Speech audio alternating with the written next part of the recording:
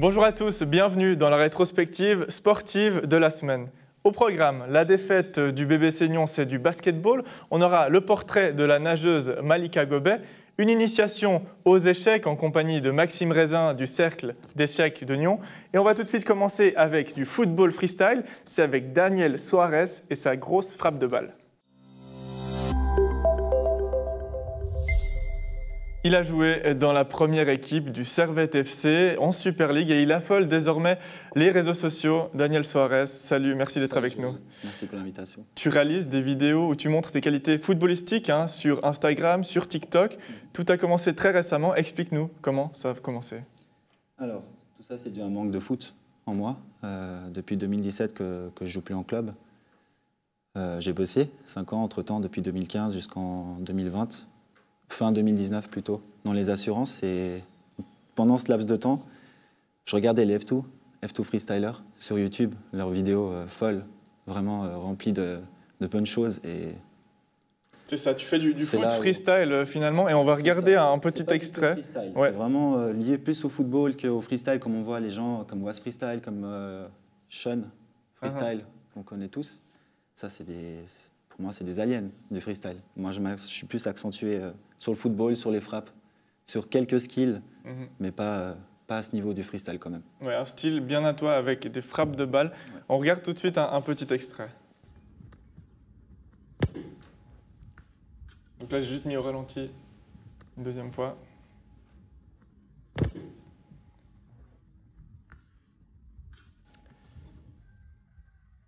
Et cette vidéo, elle a cumulé plus de 15 millions de vues sur les réseaux sociaux. Sur 433, exactement. Oui, exactement. Qu'est-ce qui te plaît dans cette discipline? Déjà, d'avoir autant de visibilité, d'avoir des likes de grandes personnalités, non seulement du football. Ouais. Voilà. Moi, ce que je voulais, c'est, comme j'ai dit au début, la moitié des choses que les F2 ils produisaient, moi, je me disais, ça, je peux le faire. Ça aussi, il y a des choses que non, c'est clair et net. Hein. Parce qu'il faut une grosse qualité technique. Voilà. C'est quoi la technique pour avoir une frappe comme ça? Voilà, la frappe, ça a toujours été un peu mon point fort quand j'étais joueur. La technique, mais beaucoup plus la frappe. Je dirais que c'est de l'entraînement. Moi, pour ma part, j'ai choisi comme exemple Ronaldo. Cristiano Ronaldo, sa manière de frapper, elle est incroyable. Avec le coup du pied où ça donne des trajectoires assez aléatoires au ballon, c'est juste hallucinant. Et c'est justement ce que tu essayes de faire finalement. Hein. Oui. Frapper fort pour que le ballon prenne des effets. Moi, j'ai plusieurs façons de frapper. Alors, j'ai celle-ci, j'ai l'effet contraire, que je gère bien. Ça aussi, c'est beaucoup de temps d'entraînement, je dirais. Après, j'expliquerai en tutoriel, c'est justement mon but, c'est de montrer ce que je sais faire et par la suite apprendre aux personnes qui désirent apprendre par des tutos. Oui, c'est un de tes projets pour chaque façon de frapper, exactement. Pour la suite, exactement. Ouais. Qu'est-ce que tu peux envisager? Tu as 80 000 suiveurs, ça allait très très vite, hein, puisque tu as commencé en début d'année. Quels sont tes projets pour la suite? Vivre de ça peut-être dans un deuxième temps? Oui, alors, moi j'ai pas pu vivre de ma passion, parce que ma carrière elle a duré très peu de temps. Voilà, 1 an, grosso modo, au Servette FC. Maintenant, j'aimerais bien en vivre de cette façon-là. On sait tous que les réseaux sociaux, si ça explose au niveau des chiffres, on a une certaine visibilité. Donc oui, on peut faire de l'e-commerce avec, créer sa marque, faire des collaborations avec de grandes marques. Oui, ça, on peut. Là, c'est encore trop tôt, j'ai vu. Par contre, j'ai vu qu'autour de moi, ça vit très bien de ça. Donc, pourquoi pas un jour lancer ma propre marque. Et tu as des petits coups de pouce, tu as des petits likes tout simplement de la part de très grands joueurs. Hein. Bruno Fernandes, un de tes idoles, le numéro 10 portugais. Sergio Ramos, il y a d'autres noms aussi? Angel Di Maria, Rivaldo, à plusieurs reprises sur Fox Brésil. C'est une chaîne un peu comme 433, mais avec moins de followers. Ils ont 4-5 millions. Rivaldo, souvent, il vient. Il y a Vinicius Junior de Tottenham qui vient très régulièrement aussi. Franck Ribéry sur la page 433, sur une de mes vidéos aussi. Angel Di Maria, j'ai déjà dit. Sergio Ramos. Qu'est-ce que ça te fait? Sergio Ramos qui devrait s'inspirer de tes frappes, hein, notamment pour les 2 derniers pénaltys qu'il a tirés. Qu'est-ce que ça te fait de voir ces noms-là? C'est énorme, c'est énorme. C'est comme j'ai dit il y a peu de temps. J'ai joué à la Praille, j'ai marqué à la Praille un goal. C'était énorme, vraiment comme sensation. J'en ai eu les larmes aux yeux. Mais là, c'est beaucoup plus fort. Là, c'est des joueurs que je vois moi-même à la télé, qui jouent la Champions League, champion du monde. Et ils ont appuyé sur le like, sur ma vidéo, c'est incroyable. Est-ce que tu as pu créer un contact peut-être avec certaines personnes du milieu footballistique? Dans le milieu footballistique, pas tellement. Pas tellement des grandes personnalités, non. Ok. Par Mais dans contre, d'autres milieux sportifs? Oui, en MotoGP, Fabio Quartararo, qui était premier il n'y a pas si longtemps que ça, il a un petit peu descendu, mais il est jeune. Pour moi, c'est le plus gros prodige MotoGP. Et puis, on a pris contact parce qu'il a suivi un de mes tutos sur le Flick-Up Neymar, Ronaldinho. Il a réussi? Il a dit qu'il allait m'envoyer le résultat, mais jusqu'à présent, pas encore. Donc, je ne sais pas s'il a réussi, mais il aime le ballon. Il joue au ballon avant de courir. Tout ça, c'est vraiment quelqu'un qui aime le foot. Ouais, en parlant de la réussite de ces gestes techniques, est-ce que toi, tu réussis souvent du premier coup? Combien de temps est-ce qu'il te faut pour réussir notamment la séquence qu'on a vue là, par exemple? La séquence celle qui a été vue plus de 15 ouais, fois. Alors celle-là, je pense qu'une bonne heure. Une bonne heure. Le temps d'aller chercher les ballons, etc. aussi, ça prend du temps, mais la vidéo a duré 1 heure. Mais tu joues avec un seul ballon, hein? Non, j'en ai plusieurs de ballons. Ouais, j'en ai plusieurs de ballons. Et tu as une petite préférence pour le ballon? J'ai une préférence, j'aime beaucoup les Jabulani, les 2006, Coupe du Monde. Pourquoi? Parce que ça, c'est des ballons, on tape dedans, on fait ce qu'on veut avec. Si on veut donner un petit peu un coup de banane, ça prend l'effet qu'on veut. Ouais. Si on veut des trajectoires folles, aléatoires, la 2006, c'est ce qu'il y a de mieux. Ouais. Qu'est-ce qu'on peut te souhaiter finalement pour la suite, que ça marche, que ça continue d'exploser finalement? Moi, je vais continuer le jour au jour à faire ce que j'aime faire, en espérant que ça va continuer à plaire aux gens, et puis beaucoup plus. Et ton pseudo Instagram, c'est D9 Freestyle, sur TikTok aussi? Exactement. Et puis d'autres réseaux, c'est important, les réseaux? Oui, c'est important. Pour le moment, j'ai fait uniquement Instagram, TikTok. J'ai démarré gentiment récemment YouTube pour placer des tutos. Là où je voulais en venir, les tutos frappent. On va voir. Pour le moment, c'est uniquement ça. Peut-être qu'aussi sur YouTube, je mettrai des vidéos avec des personnalités que je pourrais rencontrer, comme Fabio, d'autres joueurs encore de foot, mais pas professionnels, mais qui sont aussi dans les réseaux. On te souhaite que ça continue comme ça. Merci beaucoup, Daniel Suarez. Merci, Joël.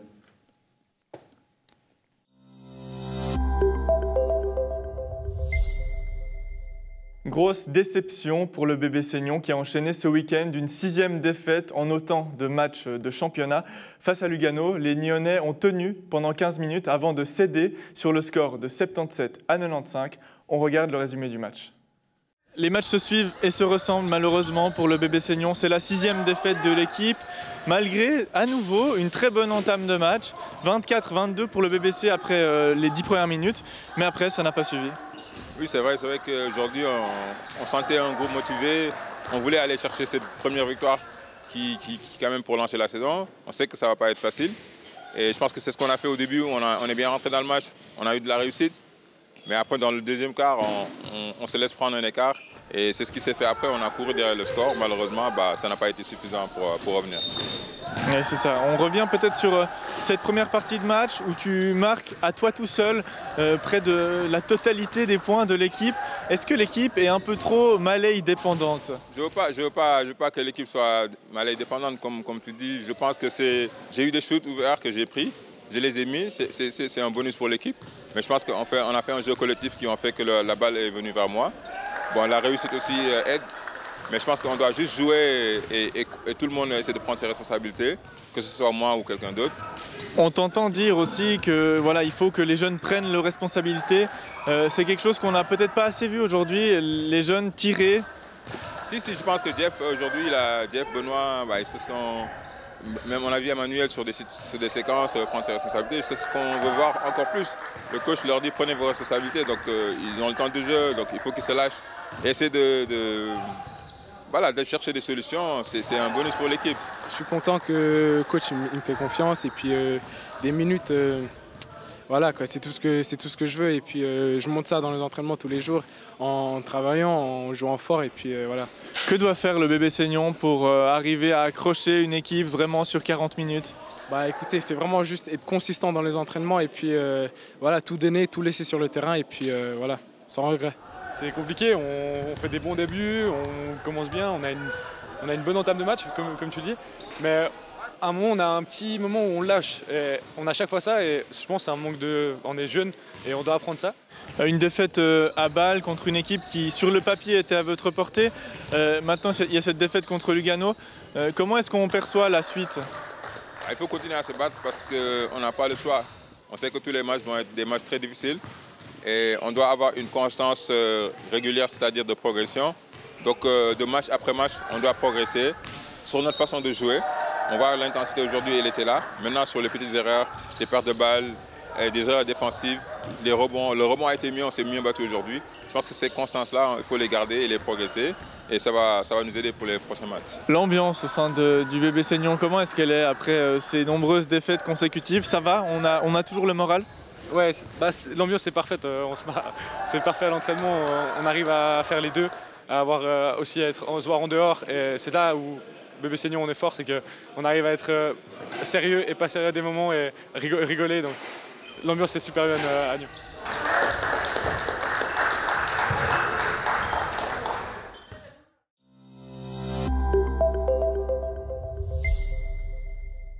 À seulement 16 ans, la nageuse Malika Gobet a remporté à Sion ses premiers championnats suisses de natation, rencontre avec celle qui a dans un petit coin de sa tête les Jeux Olympiques de Tokyo.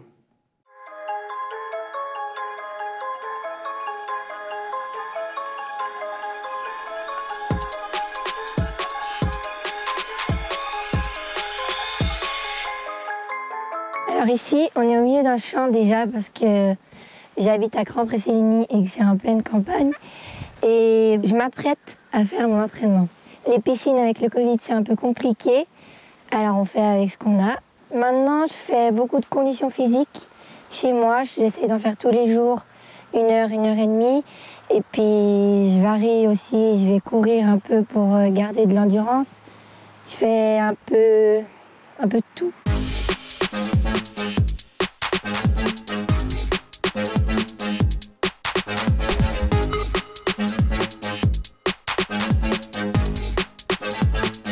Mon objectif à Sion, c'était de faire des podiums aux 50 et 100 dos. La première place, deuxième place, c'était égal, mais je voulais faire un podium. Mieux que l'année passée, parce que l'année passée, j'ai fait 3e 2 fois. Du coup, cette année, je voulais faire mieux. Alors, ces 2 victoires, elles me font très, très plaisir. C'était un week-end très spécial, parce que c'est surtout la récompense de tout ce que j'ai fait déjà pendant le confinement. J'ai pas rien fait pendant le confinement, je me suis beaucoup entraînée à sec. Et je suis aussi allée nager chez mes voisins, qui ont une piscine de 18 mètres et qui ont été très sympas de m'accueillir chez eux, qui ont chauffé la piscine pour moi même. J'ai amélioré mes temps par rapport à l'année passée. Ça, je suis très contente. Mais ce qui est un peu dommage, c'est sur le 100 dos. La course du matin et la course de l'après-midi, elles devraient être mixées pour faire la course parfaite. Parce que le matin, je suis pas partie assez vite, mais je suis revenue extrêmement bien. Et l'après-midi, j'ai fait l'inverse. Et puis, sur le 50, ça se passe toujours bien. C'est comme ça. Hop, hop. Tu as maintenant tes 2 titres de championne suisse. Tu peux voir la suite de manière positive avec notamment un petit objectif dans le coin de ta tête, les Jeux Olympiques à Tokyo. Est-ce que ça t'occupe souvent l'esprit, ça? Oui et non. Parce que oui, il est dans un coin de ma tête, cet objectif reste dans un coin de ma tête, mais c'est pas mon objectif principal. Si j'y arrive pas cette année, c'est pas grave, j'y arriverai dans 4 ans. Alors mes autres objectifs, ce sont les Eurojuniors. Déjà, j'aimerais bien pouvoir faire un podium aux Eurojuniors, parce que c'est super dommage, cette année, ils n'ont pas eu lieu justement à cause du Covid. Du coup, cette année, c'est ma dernière année où je vais pouvoir y participer et j'espère pouvoir faire un podium. Et après, il y a les championnats d'Europe élite, si on peut dire ça comme ça. C'est toutes catégories confondues et c'est peut-être possible d'y aller.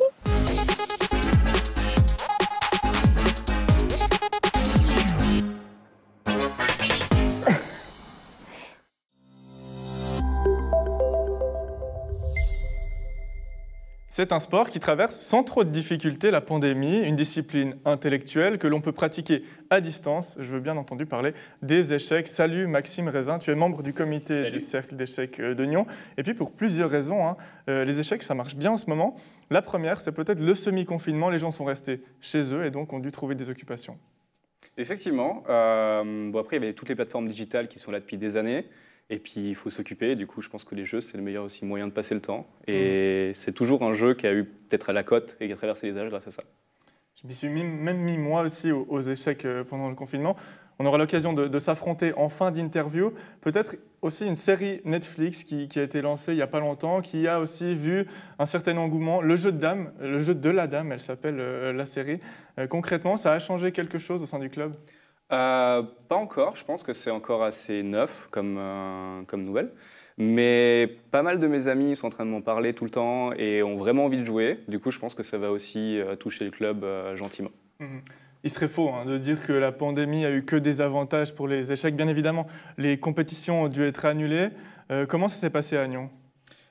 Toutes les compétitions par équipe sont annulées. Du coup, on n'a pas joué. Pas mal de nos jeunes sont assez déçus et des moins jeunes aussi. Ça a pas mal bouleversé la dynamique du club. Du coup, on s'est vu un peu cet été en très petits groupes pour jouer ensemble, mais plus d'événements, plus de tournois, plus de ligues par équipe, et c'est assez chamboulé là. Au niveau des entraînements, quelles sont les règles actuellement? Est-ce qu'on a le droit de s'affronter comme ce qu'on va faire finalement? Faut juste pas se serrer la main normalement, et tu peux jouer. Après, pour les entraînements, il y a toujours la limite d'âge et les règles d'office. Quelque chose de très pratique avec les échecs, c'est que ça peut aussi se pratiquer en ligne. J'imagine que c'est quelque chose qui s'est développé pendant cette période. Les gens ont commencé à jouer un peu plus en ligne, ou bien faire une partie d'échecs pour de vrai, ça ne vaudra jamais une partie en ligne? Je pense que c'est deux choses complètement différentes. Les échecs en ligne, ça existe depuis beaucoup plus d'années que le confinement au final. Mais il y a de plus en plus de gens, dont la série et le semi-confinement, qui sont sur les plateformes. Et après, voilà. Jouer, normalement, nous, on joue dans un format classique de longues parties et tout ça. C'est vrai qu'en ligne, sur mon canapé, j'ai pas trop envie de passer 2 heures à jouer contre quelqu'un. Et c'est plus dans mes trajets de métro, faire des problèmes, ou dans le train, de jouer quelques parties, si le réseau le veut et que j'ai pas de coupure. Mais voilà, ça c'est plus démocratisé comme ça. Et c'est vrai qu'avec le téléphone mobile, maintenant, tu peux jouer partout. Dès que tu as 5 minutes, tu peux te faire une petite partie d'échecs. Le Cercle d'échecs de Nyon, c'est un grand club, plus de 150 membres au sein du club, dont des talents. Les jeunes se portent bien? Ils se portent bien. C'est vrai que ça les a un peu chamboulés. C'est les annulations de cours. On est passé aussi un peu en ligne maintenant. On fait des cours sur Internet. Et plus de compétition. Du coup, ils ne peuvent plus non plus s'entraîner en compétition. Mais bientôt. Oui, bientôt. Et nous, on va s'entraîner maintenant, puisque tu m'as appris juste avant un coup, c'est le coup du berger. Effectivement. Un coup très rapide que un peu tout le monde peut apprendre pour battre son papa, sa maman. C'est ça, même si on est un débutant, on peut battre son papa. En fait, c'est un peu le mat du débutant, que tout débutant va essayer de mettre, et surtout qu'il va... Même moi, je me suis pris des coups du berger quand j'ai commencé à jouer aux échecs, et je pense que c'est un peu le coup emblématique de quand on commence à jouer aux échecs. On va le faire tout de suite. C'est parti. Ça commence très vite, donc les blancs commencent à chaque fois. Effectivement. Et actuellement, il faut on va se désinfecter les mains. Désinfecter les mains, exactement. Donc je vais le faire, si j'y arrive. Alors voilà, exactement. Je vais essayer. Donc les blancs commencent. Et le coup de base, c'est avancer son petit pion. En règle générale, comment est-ce qu'on commence une partie? Normalement, tu commences en essayant de contrôler le centre. Il y a vraiment ce concept de... On veut le plus d'espace possible dès le début. Du coup, tu vas jouer, au lieu de jouer des coups latéraux, tu vas vraiment essayer de prendre tes pions et créer de l'espace avec tes pions et en prenant le centre. Du coup, là, tu viens de jouer un premier coup de pion et du coup, je vais répondre par la même chose. Et c'est important aussi de savoir qu'on peut avancer son pion de 2 cases lorsqu'il est dans la position initiale. Sinon, après, c'est toujours une case ou en diagonale pour tuer. Exactement. On continue. Tu as joué la même chose que moi. On peut dire que c'est peut-être pas très, très bien joué. Là, je sors mon fou. J'ai libéré l'espace grâce à mon petit pion notamment. Effectivement. Moi, je vais jouer mon cavalier parce que c'est très important de se développer un peu en début de partie et de pouvoir justement créer cet espace. Et cet espace-là, donc cette case E2 que j'ai libérée avec mon petit pion, je vais encore en profiter puisque je vais sortir maintenant ma reine. Effectivement. Pour développer encore un petit peu mon attaque qui va aller très vite. Et là, tu vois rien pour l'instant. Voilà. Papa joue, il se doute de rien. Focus sur son jeu et regarde pas vraiment les menaces qui peuvent arriver. Et du coup, là, tu as un très bon coup qui va te faire gagner la partie. Voilà, donc là, je joue déjà le dernier coup de la partie puisque je vais prendre ma reine et tuer le premier pion de la partie, dire échec et mat. Et tu vas gagner la partie. C'est déjà fini. Explique-nous pourquoi c'est fini là. Parce que ton roi peut bouger nulle part sans se faire manger. Et il ne peut pas prendre la pièce parce qu'elle est protégée par le fou. Voilà. Et du coup, tu as perdu. Ce qu'il faut aussi aux échecs... Non, j'ai gagné. Pardon, tu as gagné. Ouais. C'est toi qui as perdu, Max. C'est moi qui ai perdu, terrible. Effectivement. Donc ça, c'est le style de coup travaillé, assez simple à apprendre, mais les échecs, c'est bien plus complexe que ça. Après, il y a plein de variantes. Comme tu peux voir, j'aurais pu jouer plein d'autres coups. J'aurais pu essayer de me protéger aussi. J'aurais juste pu enlever la menace. Effectivement. Mais pour ça, il faut que je considère tes coups et regarder ce que tu fais. Exactement. Ce qui est très important quand on commence les échecs. Et c'est pour ça qu'on dit que les échecs sont un sport, puisqu'il y a beaucoup de réflexion, il y a tellement de multitudes de coups qui peuvent être joués, aucune partie n'est la même finalement. Tout est différent. C'est ça qui est assez unique, c'est que toutes les parties sont différentes, même si tu as les ouvertures, et à chaque fois, à un moment, tu vas jouer quelque chose de nouveau. Voilà, les échecs, merci beaucoup, expliqués par Maxime Raisin, Merci à toi. qui ont la cote, et puis on va s'y mettre, je crois. Hein. Espérons.